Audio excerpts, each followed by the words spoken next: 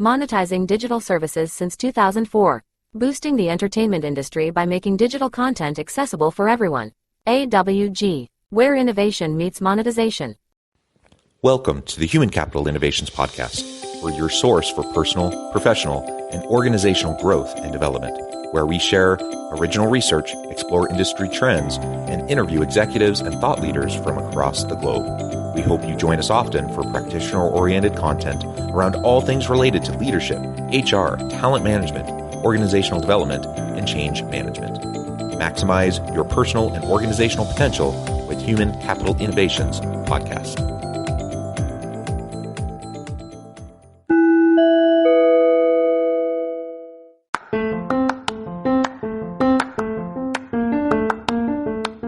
Do you enjoy the Human Capital Innovations Podcast?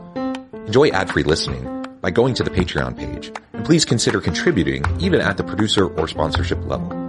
And please leave a review. Thank you for your support.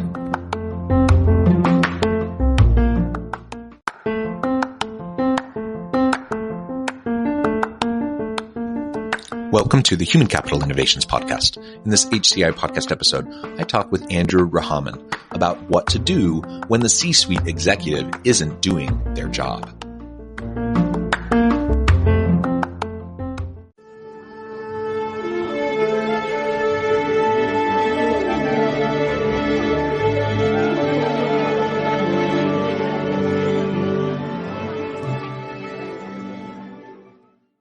Andrew Rahaman, welcome to the Human Capital Innovations Podcast. Thank you, John. It's a pleasure to be here today. It's a pleasure to be with you. Where are you joining us from today? John, I'm calling in from Arlington, Virginia. Yes, I love Arlington. I love that whole area. Anytime I go back there to visit, it's just wonderful, beautiful place. Obviously, Arlington Cemetery is amazing. But so many other great places around there too. So wonderful. I'm south of Salt Lake City in Utah. Great to be with you, joining us from the East Coast. And today we're going to be talking about what to do when C-suite executives aren't doing their job. And maybe that seems a little strange to people. You're like, well, you're at that level. Of course you're doing your job. Of course you're good at your job. Of course you're accomplishing great things.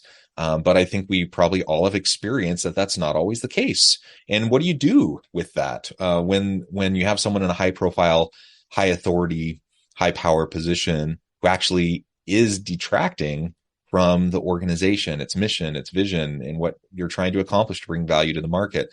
This can be a really, really tricky thing. So this is what we'll be exploring together today. As we get started, I wanted to share Andrew's bio with everybody.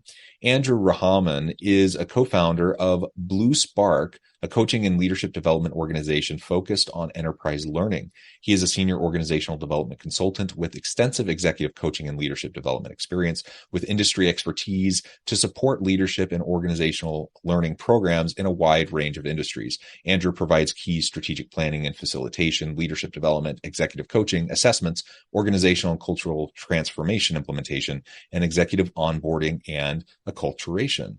And I could go on, but I'll pause there. Anything else, Andrew, that you would like to share with me or my audience before we dive on in? Well, John, thank you so much. We actually share something in common, you and I. We both teach at universities. I also teach at American University, where I teach graduate school in leadership, organizational change, organizational diagnosis, teams. Though I prefer to say I'm not an academic, I'm a pracademic. I take theory and turn it into practice. So a new term for us today is pracademic. And the other area that I teach at American University is in their executive education program. So senior leaders, when they come in, they want to get to the next level, or they're anticipating a new role for themselves, and for instance, in the senior executive service. Yeah, wonderful. And great university that you're at. I like pracademic. That's a great term. I always refer to myself as a scholar practitioner. You know, I'm trying to get out of the ivory tower and really do work that hopefully can be leveraged and utilized, by many, regardless of their background. And we all know that, the academic space, it's important. And I'm a believer in the academic endeavor. I'm a believer in academic research. I do plenty of that.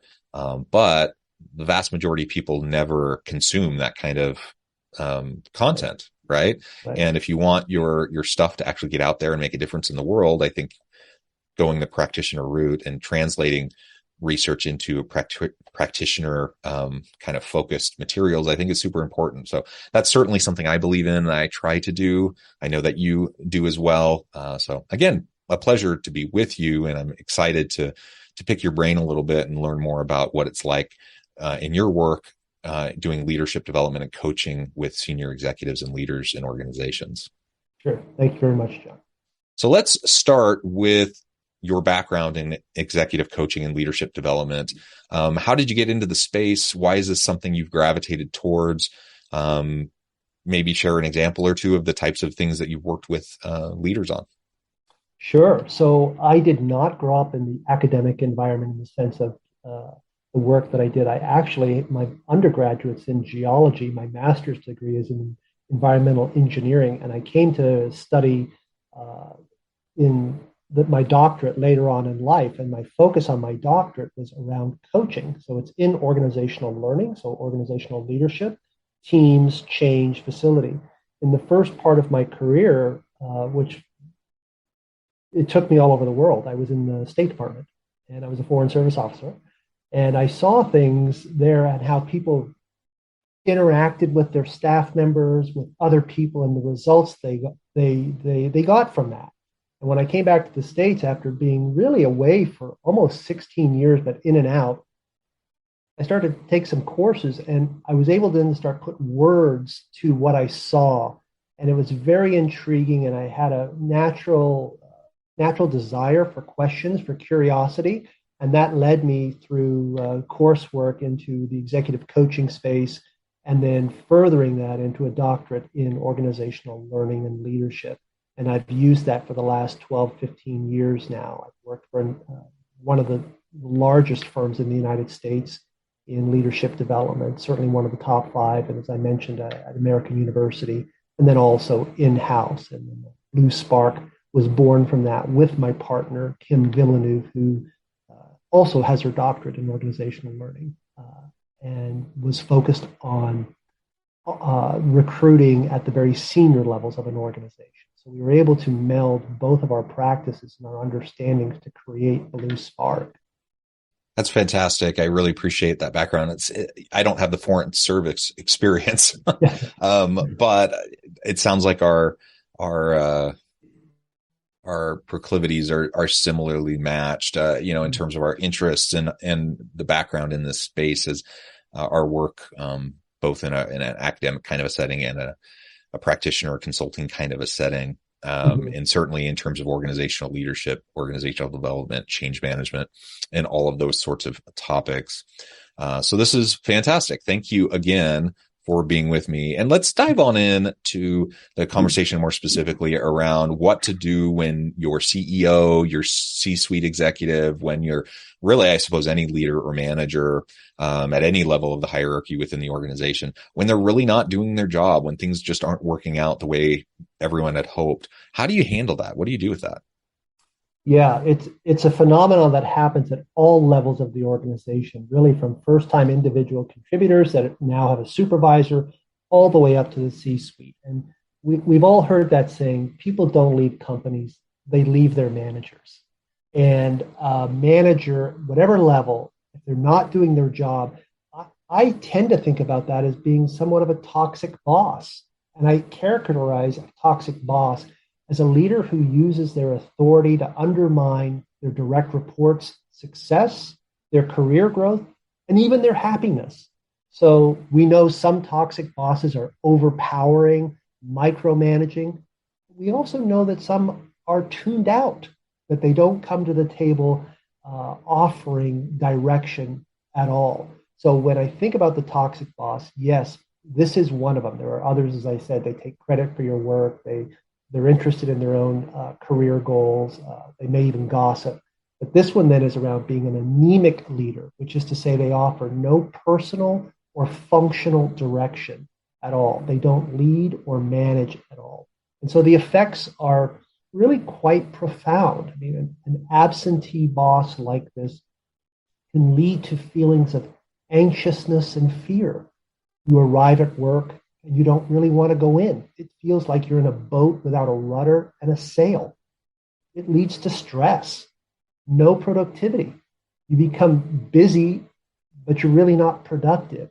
It was Daniel Pink that wrote the book Drive, and we look for self-mastery, a sense of purpose, a sense of autonomy. It's stressful when you don't have that. It's a human need to want to feel some level of value for yourself.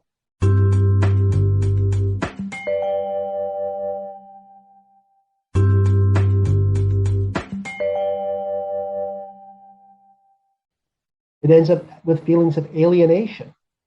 You're isolated. You're lonely. You're sitting in your office.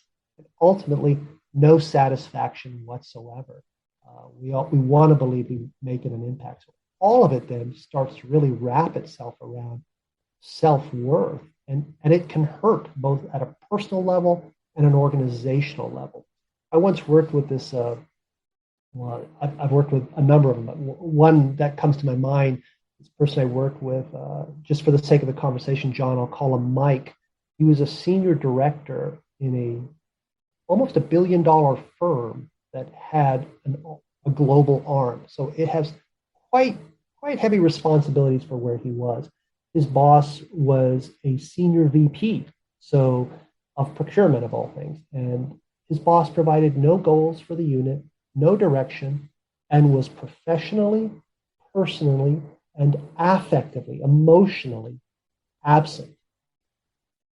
In that scenario, when there were meetings, they were very transactional about what were people doing, and digress to talking about other people. Not surprisingly, this lack of a common North Star, not only for Mike, but for Mike's peers, left pretty much everyone feeling disoriented, rudderless, if you will. Mike felt dissatisfied in his team, aligning with others, and with real no support. So we entered into a coaching relationship. Regrettably, it was at one of those points where we'd reached the tipping point, and after spending time with him, there really was no other way for him to go but to leave and go on to something greater. But he learned a lot from the experience itself that caused a number of really great conversations around critical self-reflection and his own growth as a leader. So that's what I think about when I think about the toxic or the boss, and this is one element, the effect it has on people. Yeah, and I think about, on the one hand, you have a toxic boss, the jerk boss, the one that just creates a really unhealthy environment. And then that's one sort of toxicity, I suppose. And then another form of toxicity is just the absent boss, the one who, and that kind of sounds like what you were just describing, the one who just really isn't fully invested. You used the word rudderless, really not helping everyone have a common understanding of what they're trying to achieve, holding people accountable, just not doing the things that leaders are supposed to do, right? And then you have the ineffective senior leader. Maybe they have good intentions, they're there, they're involved, they're present, they're not a jerk, they just don't know how to do it and they're not effective. And I suppose that when someone is like that, but they're teachable, that's where coaching and leadership development actually has its best chance of really taking hold, I think. Right. You used a great phrase there earlier. Bosses, what are they supposed to do? They're not doing the things they're supposed to do. And we often we ask people, and I'm sure you've done this in your practice too, John, you've asked people, well, what are those attributes of leadership? And we hear things that describe a person: emotionally intelligent, they're resilient, they have interpersonal skills, they build teams. Then if we move the conversation just a little bit further, we ask, well, what is the outcome of monetizing digital services since 2004, boosting the entertainment industry by making digital content accessible for everyone? AWG, where innovation meets monetization. Their leadership. So we think about leaders that are aspiring. What is the outcome we want from them? What is the outcome we want from the C-suite? And I think it can, and so oftentimes there's a bit of let me think about that question for a moment. And then there's this, well, really one way to think about the outcome of leadership, especially if we espouse that leadership happens at all levels, is three things. The first is that An outcome of leadership is to create a vision and a direction for the team. This requires the ability to manage a relationship between the organization and understand what's happening outside the organization. So leaders in this particular outcome have to be able to kind of scan, see what's in the environment.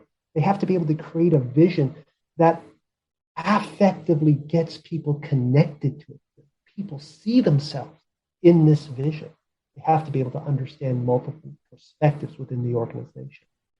The second thing I think an outcome of leadership is, after you create the vision and the direction, is to align people to that. In other words, our team members and the functions working in concert with one another and moving in the same direction. A metaphor to me is we're all in a boat. Are we all pulling the oars at the same pace in the same direction? Do we understand how each of the functional areas in an organization really works together? So a leader then that is not anemic or checked out would be fostering cross-functional interactions that create perspectives. They'd be creating alignment by setting priorities that everybody sees. They would be helping their staff members network with others. The third thing I think of an outcome of leadership is garnering commitment. And that's where interpersonal relationships comes in. So they're gaining buy-in to the organizational goals. They're gaining buy-in to senior leaders and to each other. So leaders then build trust with themselves and foster trust amongst colleagues. They connect people and show that they actually care, and they keep people informed. So your original question, what to do, with a leader that's absent, we think about then, what is the purpose of leadership in the sense of an outcome of leadership? And in those three areas around creating direction, creating alignment, creating commitment, all of a sudden we see this coalescing of functions that leaders do. And when they don't get done, then really it can lead to those areas of, isolation, the rudderlessness. Am I in this for myself? The lack of engagement, which we know is a very important topic and has been for years for members. People leave their managers, not their organizations. Yeah, it's so true. I've done a lot of research in this space, in addition to the many, hundreds of conversations and engagements I've had with organizations in this space as well. From the academic research side of things, there's no question that workplace relationships are always among the top reasons why people are engaged and happy in their jobs, or why they're disengaged, dissatisfied, and choose to leave. And the reality is, you can have a pretty sick, toxic organization, but if you have a really great boss that you report to, and that can create a little bubble in your team to where you're kind of insulated from all the other garbage that might be happening. And so you're probably still fairly happy. People tend to still be okay in that kind of an environment. And so the leader makes all the difference. The opposite is also true. It can be the most amazing organization in the world. People love working there. It's a great thing for you to be able to work at that company, but then you work for a crappy boss. Just because it's a great company, just because generally speaking, it's a great place to work, doesn't mean your experience in the workplace is positive because of that boss, that person that you work with, or perhaps other people on the team. And so those relationships are really so central to our daily experience and how we experience work and how we get our work done and work with each other and collaborate with each other. So we need present leaders. We need leaders who are invested in us. All the things that you just described, all the things you just said are super, super important. And it comes back to then, when you have the toxic leader or the absent leader, how do you deal with that? One of the phenomenons that I find so baffling is to just continually see bad leaders falling upwards. So oftentimes, instead of people kind of being weeded out because they're problematic, because they're not really effective, because they're not accomplishing a lot with, either themselves or with their teams, rather than people being exited from the company, a lot of times I see them being promoted and they actually move up the hierarchy, or they go in some sort of a lateral move somewhere else. And that's always strange to me. What kind of insights do you have around why that's happening, and what we can do about that, so that we can have, good people doing great work, accomplishing, and achieving their potential, but helping the people around them achieve their potential as well? Yeah, John, that's a really good insight. So people do get promoted when you just like you're left scratching your head. How did this happen here? What I find also kind of interesting about that in that promotion is that it actually creates an opportunity for other people, believe it or not. And I think that opportunity comes to that laissez-faire boss, if you will, that has moved up, then leaves an opportunity for someone to do something.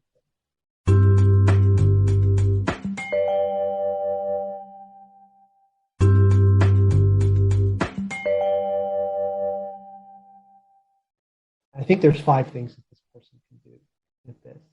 The first, John, is to actually have a really honest appraisal of themselves.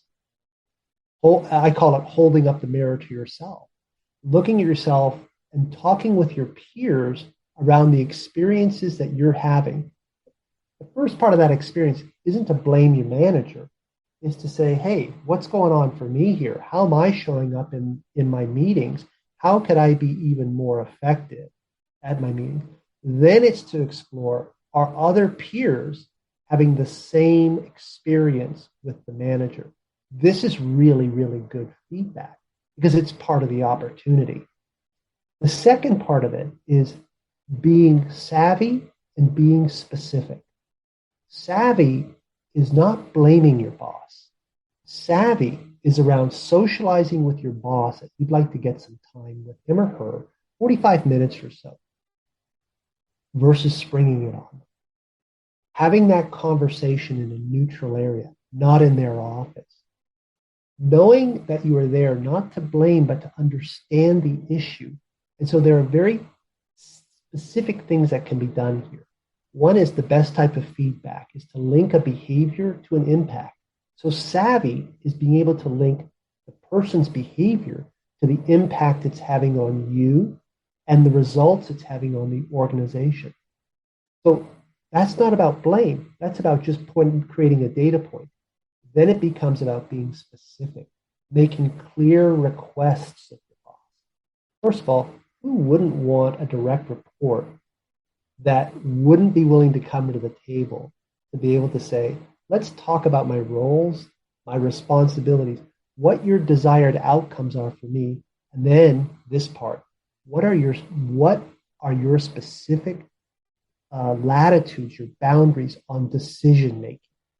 Making very clear about what you can and cannot do.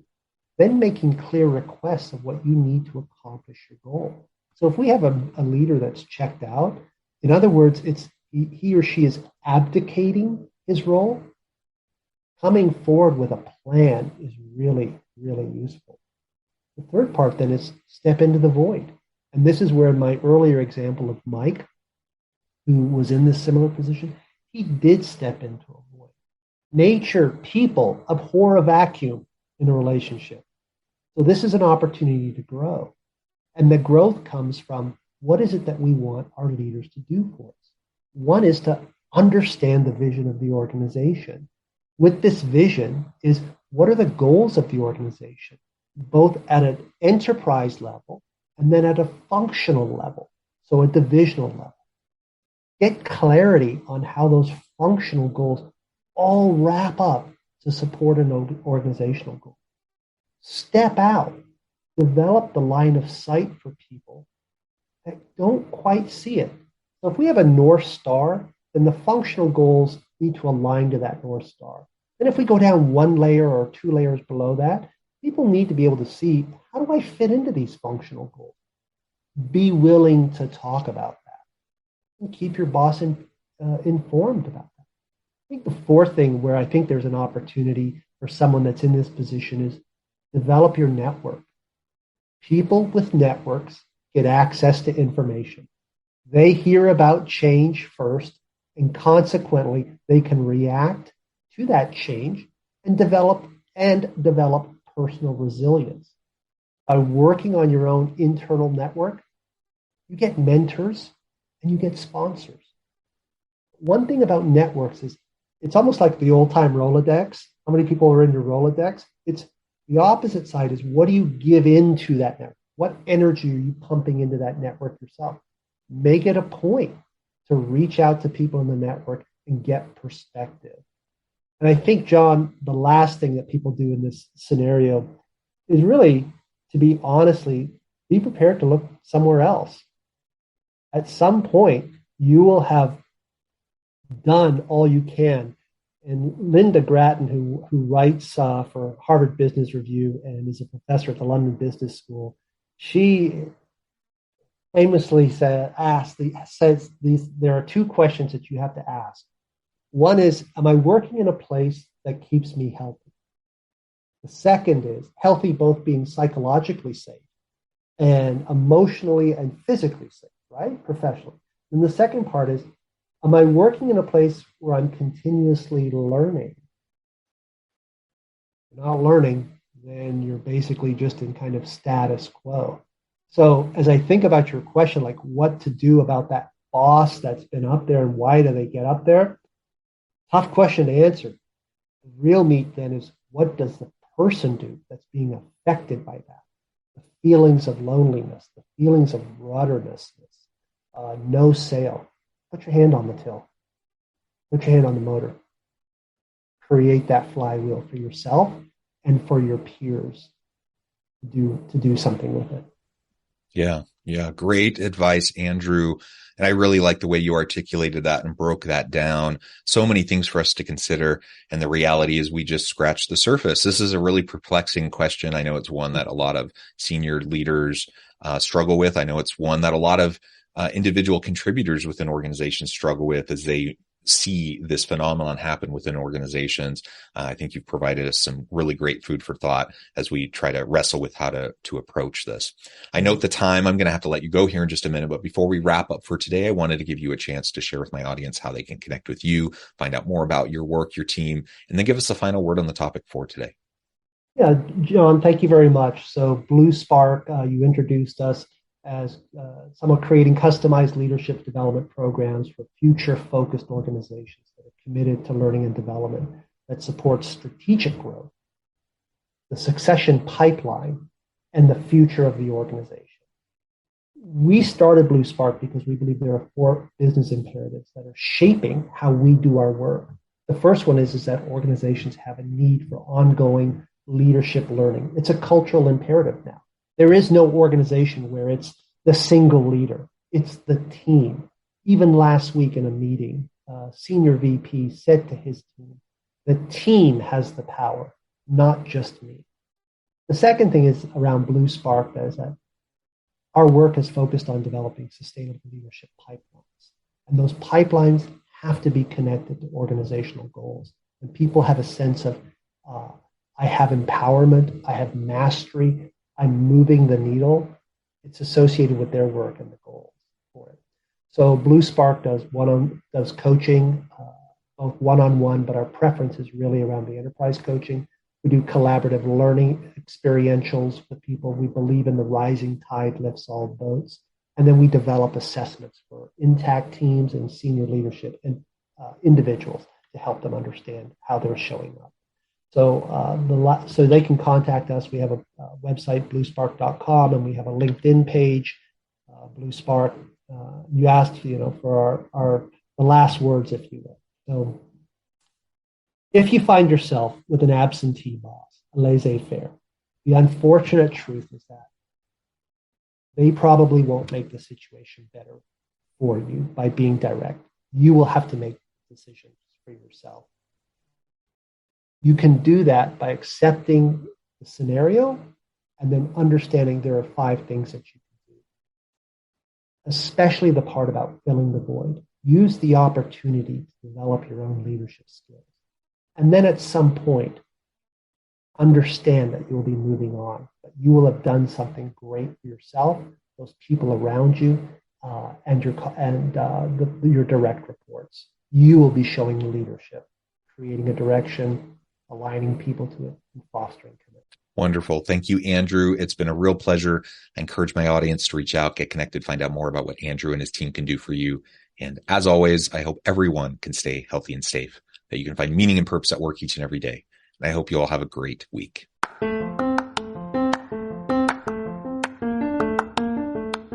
Do you enjoy the Human Capital Innovations podcast?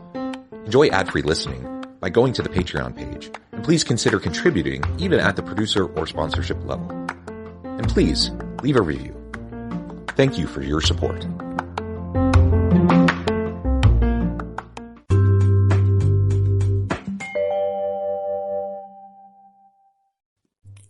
Thanks again for joining us for this episode of the Human Capital Innovations podcast. I hope you stay healthy and safe and that you have a great week. Make this Christmas memorable with Goat Guns. Get the coolest miniature gun models for your collection. From historical classics to modern weapons, we have something for every firearm and hobby enthusiast. Surprise your loved ones with the gift of Goat Guns, the perfect blend of quality and detail. Shop now and spread the joy at goatguns.com.